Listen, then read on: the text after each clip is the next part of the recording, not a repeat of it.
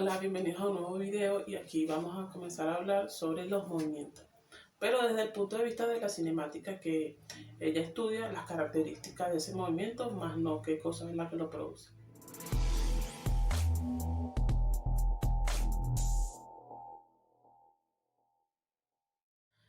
Movimiento rectilíneo uniforme. El mismo nombre lo dice. Si es un movimiento, hay un cambio de posición en el tiempo. Si es rectilíneo es porque se mueve en una línea recta, y si es uniforme es porque constantemente recorre espacios iguales en tiempos iguales. Hay tres características principales que deben entender. La primera es que la velocidad siempre es constante. Desde el punto de partida hasta el punto de llegada en que nosotros estudiamos ese movimiento, la velocidad va a ser igual. La número dos es que la trayectoria, los puntos que describe ese movimiento, siempre es una línea recta. Y número 3 es que la aceleración va a ser igual a 0. Por eso es un movimiento rectilíneo uniforme. Cuando nosotros intentamos estudiar este movimiento, hay tres variables que se estudian, que es la velocidad, el tiempo y la distancia que recorre ese objeto. Y tenemos tres ecuaciones que son fundamentales para este estudio. La primera ecuación es la de la velocidad, que no es más que el cambio de posición que hace un objeto en un determinado tiempo. Entonces, ¿cómo podemos escribir esa ecuación?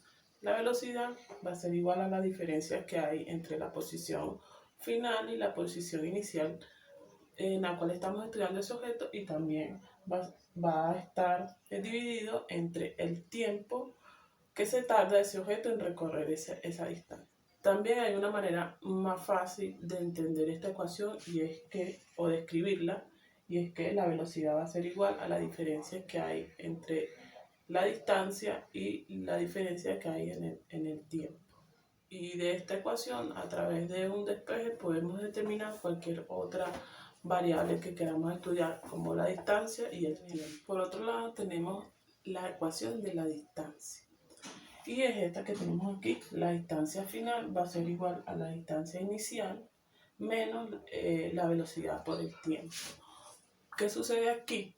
Que normalmente la velocidad inicial va a ser 0. Por lo tanto, la distancia me va a quedar igual a velocidad por tiempo. Estas son las dos ecuaciones básicas que nosotros tenemos en este tipo de movimiento, tanto para calcular velocidad como para calcular distancia.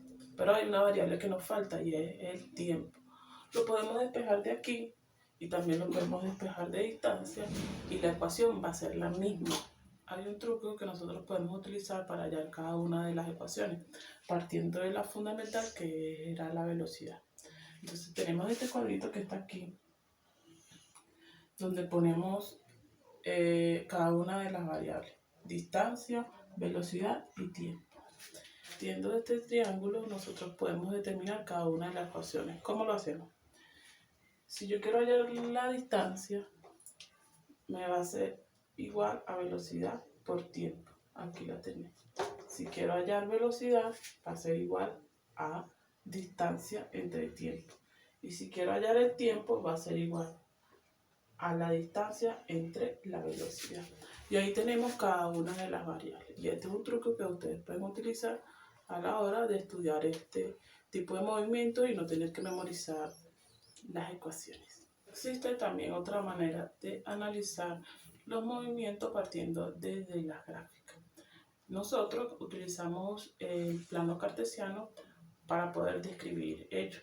Y en el eje de la Y vamos a colocar la distancia, que en el sistema internacional la unidad es el metro, y en el eje de las X colocamos el tiempo, que en el sistema internacional las unidades serían el segundo. Cuando nosotros graficamos distancia-tiempo y nos da una pendiente de esta manera, nos está diciendo que la velocidad es positiva. Y por el contrario, si nos da una inclinación distinta, nos está diciendo que la velocidad está siendo negativa. También, dependiendo de la pendiente que tenga, de la inclinación, si es muy inclinada o no, me va a determinar también cuál es la velocidad. Hay otra gráfica que podemos utilizar, que es la velocidad-tiempo. O sea, en el eje de la Y ponemos la velocidad y aquí colocamos el tiempo.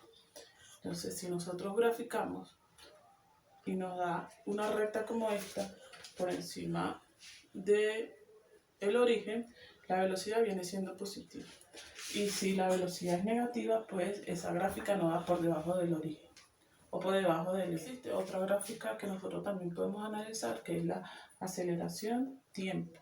Tanto si la velocidad es positiva o la velocidad negativa, siempre nos va a dar una línea recta. Pues ya le había comentado al inicio que la aceleración siempre, en este tipo de movimiento, siempre va a ser cero. El movimiento rectilíneo uniforme es uno de los más fáciles de analizar porque no es tan complejo, pero esto nos sirve de base para poder estudiar movimientos que se van a complicar mucho más. Este tipo de movimientos es muy difícil de encontrar en nuestro día a día, ni siquiera los cilindros planos o la forma en cómo se cierran los ascensores o los aviones.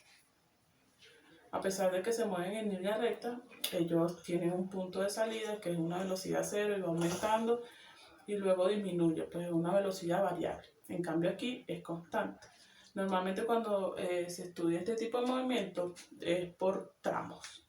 Es por tramos porque es bastante difícil encontrarlo de que un objeto desde el punto de salida hasta el punto final siempre tenga la misma velocidad. Bueno, si esto te ha servido, déjalo en los comentarios. Si tienes algún ejercicio en que te pueda ayudar, también lo puedes dejar en los comentarios. Chao.